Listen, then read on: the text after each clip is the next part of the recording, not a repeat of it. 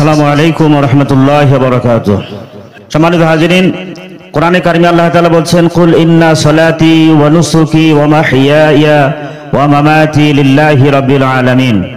আল্লাহ তাআলা বলছেন, হে রাসূল আপনি বলেন, নিশ্চয় আমার নামাজ, আমার কুরবানি, আমার হায়াত, আমার মওত সব কিছু নিবেদিত হবে একজনের জন্য, তিনি হচ্ছেন আল্লাহ তাআলা। আমাদের হায়াত, আমাদের জীবন আল্লাহ তাআলা দেয়া। এই জীবনকে আমাদেরকে আল্লাহর পথেই নিবেদিত করতে হবে। প্রিয় ভাইয়েরা, আমরা যেন আল্লাহর জন্য কাজ করতে পারি সেই তৌফিক চাই আল্লাহ তাআলার কাছে।